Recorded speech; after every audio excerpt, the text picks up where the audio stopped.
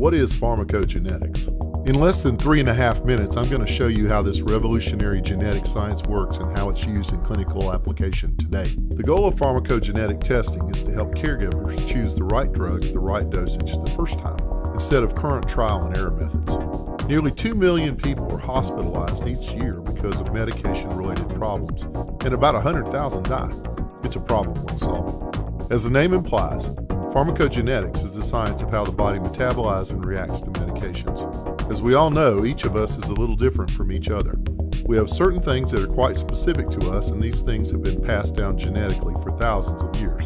When humans or animals are conceived, 2 copies of every gene that is needed for the organism to function are transferred, 1 allele from each parent.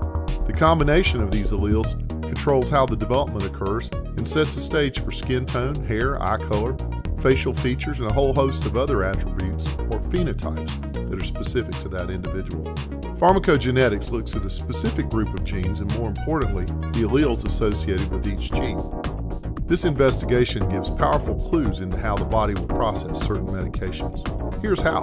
The genes that are investigated for pharmacogenetics are related to the liver-based metabolism system that physicians know as the cytochrome P450 system. These genes are responsible for specific enzyme expression. Think of them as a faucet. They turn on and off enzyme output, but they also control how much enzyme is produced. These enzymes are responsible for metabolizing medications. In most cases, you can think of metabolizers as those things that break down or burn up medications after they're in the body. They use them up. When a pharmacogenetic scientist looks at these genes, it's simple to tell if the alleles of these genes suggest a behavior that can fit into 4 categories. Extensive, which is a normal amount of enzyme expression. Intermediate, a little less than normal enzyme expression. Poor, which is very little enzyme expression. And ultra-rapid, which means very high enzyme expression. This varies from gene to gene, so a person could be extensive on one gene, poor on another, and ultra-rapid on another. So why is this important?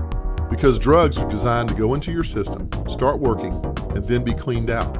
If they fail to work or your body doesn't clean them out fast enough, bad things can happen.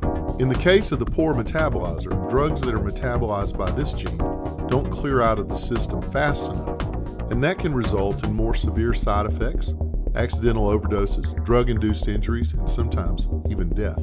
For drugs that are metabolized by a gene that's determined to be ultra-rapid, the body clears them out so fast they never have a chance to work. For substrates that are considered prodrugs, the inverse is true for all cases. It's a complex evaluation, and having more information is useful and sometimes critical to successful outcomes. To conduct the test, a physician collects a DNA sample with a simple map the lab. In about a week, the results come back and medications can be adjusted accordingly. This test only needs to be done once in a lifetime because genetics don't usually change. The pharmacogenetic test gives physicians more information about their patient's individual metabolism characteristics to help make more informed dosing and prescribing decisions.